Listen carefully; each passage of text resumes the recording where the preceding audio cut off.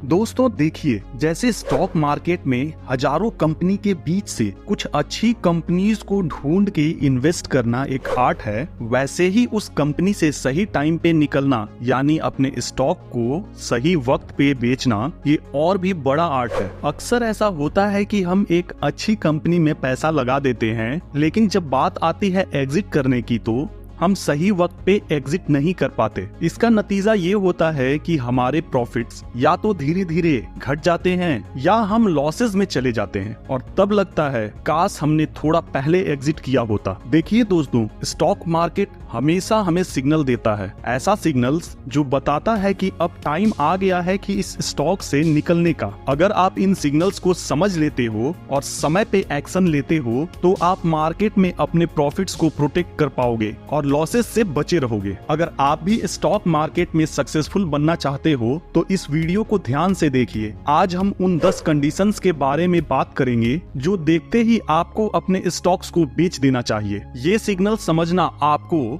Stock से timely exit करने में मदद करेगा और अगर आपने ये वीडियो ध्यान से देख लिया तो आपको किसी और गाइडेंस की जरूरत नहीं पड़ेगी। तो चलिए बिना किसी देरी के शुरू करते हैं। दोस्तों, कभी आपने देखा है कि एक टाइम पर प्रॉमिसिंग लगने वाली कंपनी धीरे धीरे गिरने लगती है। आज हम बात करेंगे एक ऐसे सिचुएशन की जब कंपनी की फाइनेंशियल हेल्थ खराब हो रही हो और तब आपको अपने स्टॉक बेचने का सोचना चाहिए। सोचिए, आपने XYZ कंपनी के शेयर्स खरीदे थे, सब कुछ शुरू में परफेक्ट लग रहा था, क्वार्टरली रिजल्ट स्ट्रॉन्ग थे और प्रॉफिट देखकर आपको लगता था कि ये स्टॉक आपके पोर्टफोलियो का स्टार बनेगा। लेकिन अब कुछ टाइम से कुछ ठीक नहीं चल रहा। जब भी क्वार्टरली रिजल्ट्स आते हैं वो डिसअपॉइंटिंग होते हैं, प्रॉफिट्स लगातार घटता जा रहा है और सबसे बड़ी प्रॉब्लम ये है कि कंपनी के डेप्ट दिन पे दिन बढ़ते जा रहे हैं। अब आपको ये भी देखना चाहिए कि XYZ के कॉम्पिटिटर्स जो उसी सेक्टर में हैं, जैसे ABC लिमिटेड या PQR इंडस्ट्रीज कंसिस्टेंटली अच्छा परफॉर्म कर रहे हैं, लेकिन XYZ का हाल अलग है। लगातार 2-3 क्वार्टर से कंपनी लॉसेज रिपोर्ट कर रही है और मार्केट शेयर भी घटता जा रहा है। और जब आप देखते हैं कि पूरा सेक्टर ठीक परफॉर्म कर रहा है लेकिन XYZ में गिरावट है तो ये एक स्ट्रॉन्ग सिग्नल है कि कंपनी की फाइनेंशियल हेल्थ गिर रही है।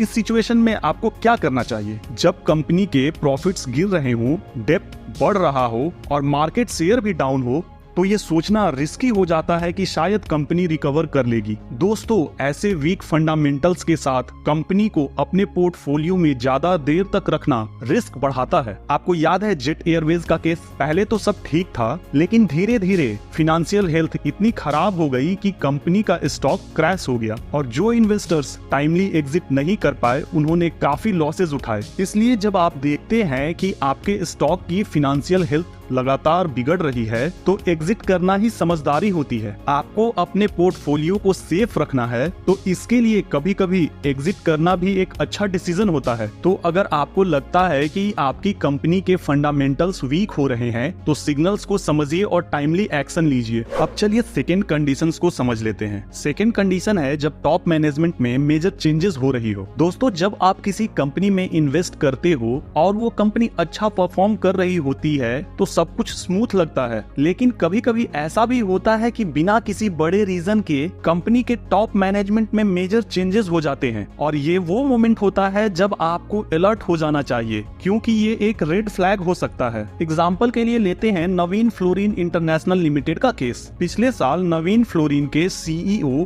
और CFO दोनों ने रिजाइन कर दिया था और कंपनी का स्टॉक प्राइस 20% तक गिर गया। यही नहीं, स्टॉक के इन्वेस्टर के बीच में बहुत अनसर्टेनिटी थी क्योंकि मैनेजमेंट के नए अपॉइंटमेंट्स में डिले हो रहा था। जब मैनेजमेंट में ऐसे बड़े चेंजेस होते हैं तो अक्सर इन्वेस्टर्स को लगता है कि कंपनी के फ्यूचर प्रोस्पेक्ट्स पे असर पड़ सकता है। आखिर क्यों इम्पोर्टेंट है टॉप मैनेजमेंट पे ध्यान देना? देखिए, टॉप मैनेजमेंट के पास कंपनी का हर एस्पेक्ट का पूरा डेटा होता है, जैसे current business performance, future demand और नए प्रोजेक्ट्स की प्लानिंग। अगर एक सक्सेसफुल CEO या CFO बिना किसी सॉलिड रीजन के रिजाइन करते हैं तो हो सकता है उनको कंपनी के आने वाले टाइम के चैलेंजेस का पहले से अंदाजा हो। इन्वेस्टर्स को ये समझना चाहिए कि जब लीडरशिप ही एग्जिट कर रही हो तो कुछ तो प्रॉब्लम हो सकती है जो हमें अभी नहीं पता। जब नवीन फ्लोरिन के एमडी राधेश स्विलिंग ने सितंबर 2023 में रिजाइन किया तब मार्केट को काफी शॉक लगा,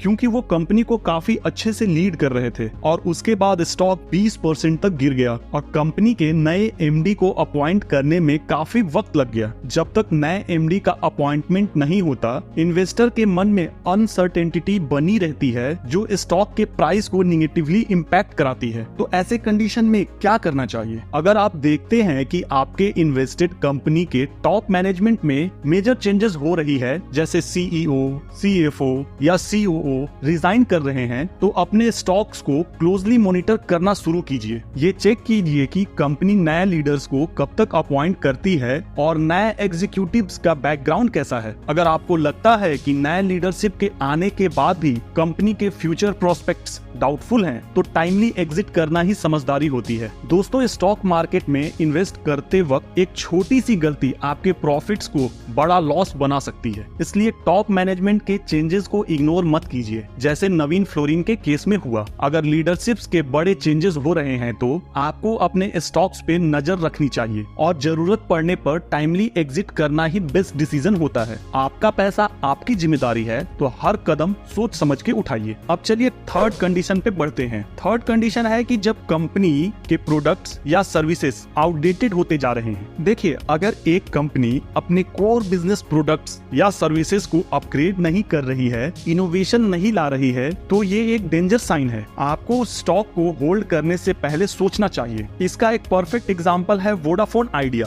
उन्होंने टाइमली अपने सर्विसेज अपग्रेड नहीं की, जबकि कॉम्पिटिटर्स जैसे एयरटेल और जियो ने टाइमली इनोवेशंस और बेटर सर्विसेज प्रोवाइड किया। रिजल्ट क्या हुआ? वोडाफोन आइडिया के कस्टमर धीरे धीरे माइग्रेट कर गए एयरटेल और जियो पर और वोडाफोन आइडिया का मार्केट शेयर गिरता चला गया। ऐसे सिचुएशन में इन्वेस्टर के लिए ये क्लियर सिग्नल था कि कंपनी पीछे रह रही है और उन्हें स्टॉक से एग्जिट कर लेना चाहिए था। मान लीजिए आप वोडाफोन आइडिया के स्टॉक होल्डर हैं। आप देखते हो कि कंपनी अपने नेटवर्क्स को अपग्रेड नहीं कर रही है, कस्टमर कंप्लेंट्स बढ़ रहे हैं और कॉम्पिटिटर्स उनसे आगे निकल रहे हैं। ये क्लियर सिग्नल है कि कंपनी के प्रोडक्ट्स और सर्विसेज आउटडेटेड हो रहे हैं। आपको तभी डिसीजन लेना चाहिए था स्टॉक को बेचकर निकलने का। दोस्तों, अगर कंपनी के कोर प्रोडक्ट या सर्विसेज मार्केट डिमांड के अकॉर्डिंग इवॉल्व नहीं हो रहा, तो उस स्टॉक को ज्यादा देर तक होल्ड करना रिस्क हो सकता है। इनोवेशन की कमी एक रेड फ्लैग है, इसलिए हमेशा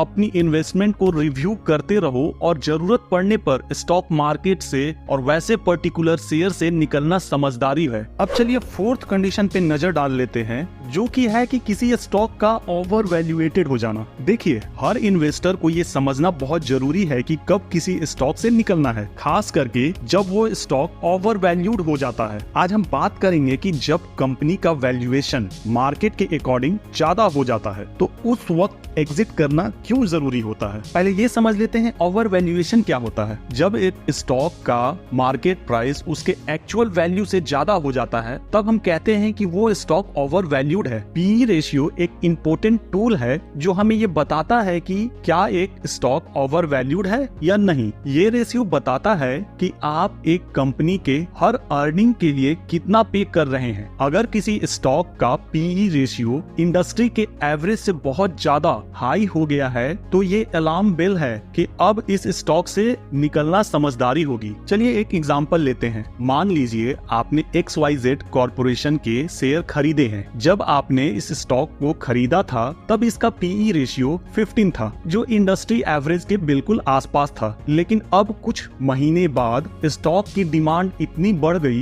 कि इसका पीई रेशियो 30 तक पहुंच गया है। ये समय है सोचने का। अब आपको ये देखना होगा कि XYZ कॉर्पोरेशन की अर्निंग इतनी तेज बढ़ रही है या नहीं, या क्या ये एक बबल है जो जल्दी ही फट सकता है। अगर आप देखते हैं कि कंपनी के अर्निंग्स में कोई ग्रोथ नहीं आ रही है, तो ये समझना जरूरी है कि इस स्टॉक का वैल्यूएशन ज्यादा हो गया है। इस केस में अगर आप प्रॉफिट बुक नहीं करते हैं तो हो सकता है कि जब मार्केट इस बबल को समझे तो आपके स्टॉक की वैल्यू बहुत जल्दी गिर जाए। आपने XYZ कॉर्पोरेशन से अच्छा प्रॉफिट अर्न किया है, अब इस टाइम पे एग्जिट करना आपके लिए फायदेमंद रहेगा। तो दोस्तों, जब भी आप किसी स्टॉक में इन्वेस्ट करें तो सिर्फ उसके प्राइस पर मत देखिए, उसका PE रेशियो जरूर समझिए और चेक करिए कि क्या वो स्टॉक ओवर वैल्यूड है या अपने इंडस्ट्री एवरेज के आसपास ही है। जब आपको लगे कि उस स्टॉक का वैल्यूएशन इंडस्ट्री के एवरेज से ज्यादा हो गया है तो समझदारी ये है कि प्रॉफिट बुक कर लें। अब चलिए फिफ्थ कंडीशन पे जंप कर लेते हैं। फिफ्थ कंडीशन वो है जब किसी कंपनी पे स्कैंडल्स या फ्रॉड का एलिगेशन लग रहा हो। देखिए, स्टॉक मार्केट में इन्वेस्ट करना एक ऐसी जर्नी है जिसमें रिस्क और रिवॉर्ड दोनों होता है, लेकिन कुछ सिचुएशंस ऐसी होती हैं जब रिस्क को इग्नोर करना बहुत महंगा पड़ सकता है। ऐसी ही एक सिचुएशन है जब किसी कंपनी के ऊपर स्कैंडल्स या फ्रॉड एलिगेशंस की बात हो रही हो, और जब भी किसी कंपनी पे फ्रॉड एलिगेशंस की बात होने लगे तभी समझ जाना चाहिए कि ये एक वार्निंग साइन है और स्टॉक से निकलना जरूरी हो जाता है ऐसे कंडीशंस में। आपको यस बैंक का केस याद है? हाँ, वही बैंक जो एक समय पे काफी प्रॉमिसिंग लग रहा था, लेकिन फिर कुछ ऐसा स्कैंडल सामने आया जिससे सब कुछ बदल गया। 2018-20 के बीच बैंक के ऑपरेशंस को लेकर फाइनेंशियल इरेगुलरिटी सामने आई, लोन गलत तरीके से दिए गए और मैनेजमेंट के ऊपर एलिगेशन लगने लगा, और इसका रिजल्ट ये हुआ कि यस बैंक का शेयर जो 2018 में 400 के करीब था, सिर्फ कुछ महीनों में ही 10 रुपए तक गिर गया। जो लोग टाइमली एग्जिट नहीं कर पाए उन्होंने अपनी इन्वेस्टमेंट्स का 90 to 95% तक नुकसान कर दिया। और सिर्फ यस बैंक ही नहीं, सत्यम कंप्यूटर्स का स्कैंडल भी याद होगा। सत्यम जो एक टाइम पे IT इंडस्ट्री का स्टार था, उसके प्रमोटर्स ने अपने फिनेंशियल्स में फ्रॉड किया था। जब ये स्कैम 2009 में सामने आया तो कंपनी के शेयर्स एक ही दिन में 80% से ज्यादा गिर गए। शेयर होल्डर्स ने अपनी इन्वेस्टमेंट का बड़ा हिस्सा खो दिया और जो लोग जल्दी एग्जिट नहीं कर पाए उन्होंने सब कुछ गंवा दिया। तो जब भी आप देखते हैं कि किसी कंपनी के ऊपर स्कैंडल या फ्रॉड एलिगेशंस की बात हो रही है तो तुरंत अपनी इन्वेस्टमेंट को रीअसेस करें। ये एक सिग्नल है कि अब टाइम है स्टॉक मार्केट से निकलने का, वरना आपके प्रॉफिट्स तो छोड़िए, आपका कैपिटल भी रिस्क में पड़ सकता है। तो दोस्तों, स्टॉक मार्केट में सही वक्त पे डिसीजन लेना ही सबसे बड़ी स्मार्टनेस है। जब कंपनी के ऊपर स्कैंडल्स या फ्रॉड का शैडो आए, समझ जाइए कि रिस्क लेने का नहीं बल्कि अपने पैसे को बचाने का वक्त आ गया है। अब चलिए सिक्स्थ कंडीशन को देख लेते हैं। ये कंडीशन बहुत ही इंटरेस्टिंग और इम्पोर्टेंट है, इसमें आपको बहुत कुछ सीखने को मिलेगा। जब किसी कंपनी के इंडिपेंडेंट डायरेक्टर रिजाइन कर देते हैं। अब आप सोच रहे होंगे इंडिपेंडेंट डायरेक्टर के रिजाइन करने से क्या ही फर्क पड़ता है? तो देखिए, फर्क बहुत बड़ा पड़ता है। ये डायरेक्टर कंपनी के मैनेजमेंट से अलग होते हैं और उनका काम होता है शेयर होल्डर्स के इंटरेस्ट को प्रोटेक्ट करना। अगर वो रिजाइन करते हैं तो इसका मतलब कुछ सीरियस इशू हो सकता है जो कंपनी के अंदर चल रहा है। चलिए एक रियल लाइफ एग्जांपल लेते हैं, DHFL का। देखिए, DHFL एक वक्त पे बहुत ही प्रॉमिसिंग हाउसिंग फाइनेंस कंपनी थी। इन्वेस्टर्स के लिए ये एक अच्छा इन्वेस्टमेंट लगता था, लेकिन 2019 में कुछ अलार्मिंग डेवलपमेंट्स आए। सबसे पहला साइन तब मिला जब कंपनी के इंडिपेंडेंट डायरेक्टर्स एक के बाद एक रिजाइन करने लगे। ये एक रेड फ्लैग था जो इन्वेस्टर्स के लिए वार्निंग थी कि कंपनी के अंदर कुछ ठीक नहीं चल रहा। बहुत से लोगों ने इस सिग्नल को इग्नोर किया और सोचा कि ये एक छोटी सी बात है, लेकिन आगे चलकर पता चला कि DHFL major financial troubles face कर रही थी। कंपनी ने लोन्स रीपे नहीं किए और बाद में तो कंपनी डिफॉल्ट तक कर गई। जनवरी 2019 से लेकर जून 2019 तक DHFL के शेयर्स में लगभग 97% की गिरावट देखने को मिली। इस छोटे से टाइम पीरियड में DHFL का शेयर प्राइस 150 रुपीज से गिरकर लगभग 5 रुपीज तक पहुंच गया। इस पीरियड में शेयर होल्डर्स को भारी नुकसान का सामना करना पड़ा और बहुत से लोगों की तो पूरी पूंजी ही डूब गई। इस तरह के इंडिकेशंस हमें ये सिखाते हैं कि जब इंडिपेंडेंट डायरेक्टर्स रिजाइन करते हैं तो इन्वेस्टर्स को अपना पैसा वहां से निकालने का सीरियसली सोचना चाहिए। इंडिपेंडेंट डायरेक्टर्स का रिजाइन करना एक ऐसा सिग्नल होता है जो किसी कंपनी के अंदर के बड़े प्रॉब्लम को इंडिकेट करता है। दोस्तों, स्टॉक मार्केट सिर्फ प्रॉफिट कमाने का गेम नहीं है, ये एक ऐसी जगह है जहां आपको कभी कभी नुकसान से बचना भी सीखना पड़ता है। इंडिपेंडेंट डायरेक्टर्स का रिजाइन करना एक स्ट्रॉन्ग सिग्नल होता है कि अब स्टॉक से निकलना जरूरी हो गया है। ध्यान रखो, मार्केट में सक्सेसफुल रहने के लिए आपको सिग्नल समझना और उस पे एक्ट करना आना चाहिए, और जब सिग्नल मिले उसको इग्नोर मत ही करो, वरना आपका ही नुकसान होगा। अब चलिए दोस्तों, नेक्स्ट कंडीशन पे नजर डाल लेते हैं। ये वो कंडीशन है जब कोई कंपनी रेगुलेटरी या फिर लीगल ट्रबल्स का सामना कर रही हो। क्या आपने कभी सोचा है कि जब किसी कंपनी पे रेगुलेटरी इश्यूज या लीगल ट्रबल्स आते हैं तो इन्वेस्टर के लिए उस कंपनी से निकलना कितना जरूरी हो जाता है? आज हम कुछ रियल लाइफ एग्जांपल्स देखेंगे जो ये साबित करते हैं कि कब एग्जिट करना बेस्ट ऑप्शन होता है। देखिए, आपने India bulls housing finance company का तो नाम सुना ही होगा। 2020 में जब कंपनी पर कुछ लीगल एलिगेशंस आए तो मार्केट में पैनिक का माहौल बन गया। इंडिया बुल्स के शेयर्स 2020 में 620 रुपीज से गिरकर 200 रुपीज तक आ गए, जो कि 68% की गिरावट थी। यानी अगर आपने 5 लाख का इन्वेस्टमेंट किया होता तो आपको 3,40,000 का लॉस होता। नेक्स्ट एग्जांपल में भूषण स्टील को देख लेते हैं। ये कंपनी भी रेगुलेटरी स्क्रूटनी के चक्कर में फंसी और इसका इम्पैक्ट स्टॉक पे दिख गया। 2018 में भूषण स्टील के शेयर्स 180 रुपीज से गिरकर 50 तक आ गए। ये 72% की गिरावट थी। सोचिए, अगर आपने 2 लाख का इन्वेस्टमेंट किया होता तो आपका लॉसेस 1,44,000 तक का होता। चलिए एक और एग्जांपल लेते हैं। फोर्टिस हेल्थ केयर का नाम तो आपने सुना होगा। फोर्टिस हेल्थ केयर को भी लीगल इश्यूज का सामना करना पड़ा। कंपनी के टॉप मैनेजमेंट पे एलिगेशंस लगे और इसका रिजल्ट शेयर्स पे हुआ। फोर्टिस हेल्थ केयर के शेयर्स 2018 में 185 रुपीज से गिरकर 70 तक आ गए, जो कि 62% की गिरावट थी। अगर आपने 3 लाख का इन्वेस्टमेंट किया होता तो आपको 1,86,000 का लॉसेस होता। तो दोस्तों, कंक्लूजन में मैं बस यही बताऊंगा कि ये एग्जाम्पल हमें ये सिखाते हैं कि अगर किसी कंपनी के ऊपर रेगुलेटरी या लीगल ट्रबल्स हैं तो उस कंपनी से जितना जल्दी हो सके एग्जिट कर लेना चाहिए। अब चलिए नेक्स्ट कंडीशन को समझ लेते हैं। ये वो कंडीशन है जब पूरा सेक्टर ही डाउन स्ट्रीम में चल रहा हो, यानी पूरे सेक्टर में डाउन ट्रेंड स्टार्ट हो गया हो। क्या आपने कभी सोचा है कि जब पूरा सेक्टर गिर रहा हो तो क्या आपको भी अपने स्टॉक से निकल जाना चाहिए? आज हम बात करेंगे सेक्टोरियल डाउन ट्रेंड के बारे में और कैसे ये आपके इन्वेस्टमेंट डिसीजन को इफेक्ट कर सकता है। दोस्तों, 2018 के एंड से 2020 के शुरुआत तक इंडियन ऑटोमोबाइल सेक्टर में काफी बड़ा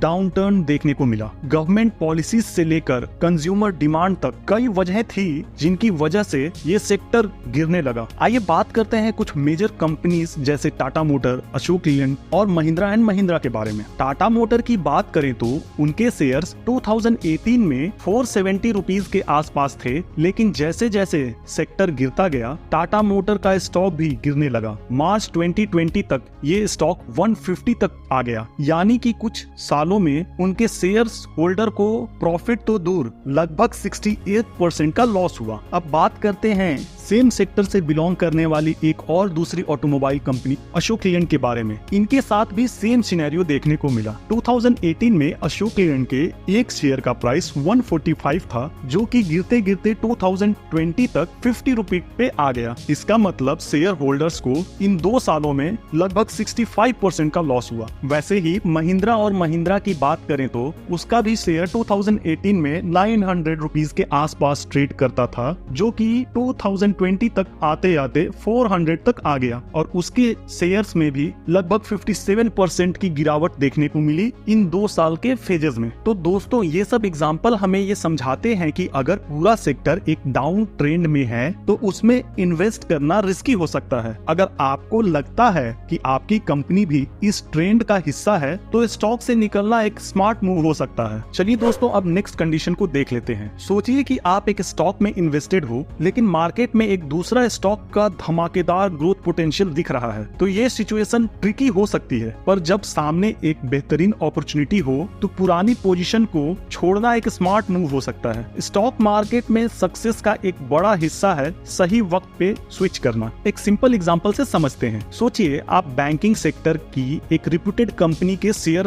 होल्ड कर रहे हो जो ठीक ठाक परफॉर्म कर रही है, लेकिन तभी आपको पता चलता है कि एक रिन्यूएबल एनर्जी सेक्टर की कंपनी नए टेक्नोलॉजी के साथ मार्केट में रिवॉल्यूशन ला रही है और एक्सपर्ट कह रहे हैं कि ये कंपनी स्टॉक मार्केट का नेक्स्ट बिग थिंग बन सकती है। इस सिचुएशन में अगर आप अपने बैंकिंग सेक्टर के शेयर्स को सेल करके रिन्यूएबल एनर्जी में इन्वेस्ट करते हो तो ये आपके पोर्टफोलियो के लिए एक स्मार्ट डिसीजन हो सकता है। अब एक रियल लाइफ एग्जांपल लेते हैं। 2021 में काफी लोग HDFC बैंक के शेयर्स में इन्वेस्टेड थे क्योंकि HDFC तब एक स्ट्रॉन्ग प्लेयर था, लेकिन उसी टाइम रिन्यूएबल एनर्जी सेक्टर ने जबरदस्त ग्रोथ दिखानी शुरू की। टाटा पावर, वारी रिन्यूएबल टेक्नोलॉजीज लिमिटेड या JSW एनर्जी लिमिटेड जैसी कंपनीज या सुजलॉन एनर्जीज लिमिटेड ने अपनी सेल्स और मार्केट शेयर में तेजी से प्रोग्रेस किया। जो लोग HDFC शेयर को सेल करके टाटा पावर या वारी रिन्यूएबल एनर्जी लिमिटेड या फिर JSW एनर्जी लिमिटेड या फिर सुजलॉन में शिफ्ट हुए, उन्होंने कुछ ही टाइम में अपने पोर्टफोलियो में शानदार रिटर्न देखे। Renewable energy sector consistently top perform देता रहा और नए इन्वेस्टर के लिए ये एक विनिंग बेट बन गया। मोरल ऑफ द स्टोरी ये है कि अगर मार्केट में एक बेटर ग्रोथ अपॉर्चुनिटी दिख रही है तो अपने एग्जिस्टिंग इन्वेस्टमेंट को रीएवेल्युएट करना बहुत जरूरी होता है। स्टॉक मार्केट में फ्लेक्सिबिलिटी और एडेप्टेबिलिटी ही सक्सेस की असली चाबी है। अब चलिए नेक्स्ट कंडीशन की बात करते हैं। एक्चुअली इस कंडीशन के लिए मैंने 2-3 सिचुएशंस को पिक करके रखा है। इनमें से भी कोई अगर सिचुएशंस आपको दिखे तो उस कंडीशंस में भी आपको अपने स्टॉक्स को बेच के जो पेपर प्रॉफिट हो रहा है उसको एक्चुअल प्रॉफिट में कन्वर्ट कर लेना चाहिए। जैसे कि इकोनॉमिक स्लो डाउन आ रहा है, वैसे ही जैसे मान लिया पिछले 2-3 सालों में शेयर मार्केट ने कुछ मैसिव ही रिटर्न दे दिया है और अब उस पे निगेटिव न्यूज़ेस आने लग रही हैं, तो वैसे कंडीशंस में भी अपने पेपर प्रॉफिट को बुक करके एक्चुअल प्रॉफिट में कन्वर्ट कर लेना चाहिए। ओवरऑल मार्केट सेंटीमेंट्स बेरिश हो रहा हो या फिर आप जिस कंट्री से बिलोंग करते हो और वो कंट्री किसी पड़ोसी कंट्री के साथ किसी वॉर में या फिर ऐसे सिचुएशंस में दिख रही है कि आने वाले टाइम में वॉर्स हो सकता है उसके नेबरिंग कंट्री से, तो उस कंडीशन में भी आपको अपने स्टॉक को एग्जिट करके जो भी पेपर प्रॉफिट हो रहा है उसको अपने अकाउंट में एक्चुअल प्रॉफिट में कन्वर्ट कर लेना चाहिए। दोस्तों, स्टॉक मार्केट में पैसा तभी बनता है जब आप सही टाइम पर एंट्री और सही टाइम पे एग्जिट करते हो। इन 10 कंडीशंस को हमेशा ध्यान में रखो और अगर आप इनमें से कोई भी साइन देखते हो तो उस स्टॉक से एग्जिट करना जरूरी हो जाता है। स्मार्ट इन्वेस्टिंग का एक ही तरीका है अपने स्टॉक्स को टाइम पे मॉनिटर करते रहना और मार्केट के सिग्नल्स को समझ के एप्रोप्रिएट एक्शन लेना। अगर आपको मेरी इस वीडियो से कुछ सीखने को मिला हो तो प्लीज मुझे सपोर्ट करिए, वीडियो को लाइक कर दीजिए और चैनल को सब्सक्राइब कर दीजिए। और दोस्तों, एक मोस्ट इम्पोर्टेंट बात, मैं सेबी रजिस्टर्ड नहीं हूँ। यहाँ दी गई जानकारी फाइनेंशियल एडवाइस नहीं है। कोई भी इन्वेस्टमेंट डिसीजन लेने से पहले एक रजिस्टर्ड फाइनेंशियल एडवाइजर या सर्टिफाइड प्रोफेशनल से सलाह जरूर लें। इन्वेस्टमेंट में हमेशा रिस्क होता है और रिटर्न की कोई गारंटी नहीं होती। मेरे द्वारा दी गई जानकारी से होने वाले फाइनेंशियल लॉसेस या कंसिक्वेंसेस की जिम्मेदारी मैं नहीं लेता हूँ। अपना खुद का रिसर्च करें और किसी प्रोफेशनल के गाइडेंस जरूर लें किसी भी इन्वेस्टमेंट को करने से पहले। चलिए मिलते हैं अगले वीडियो में, तब तक के लिए जय हिंद, धन्यवाद।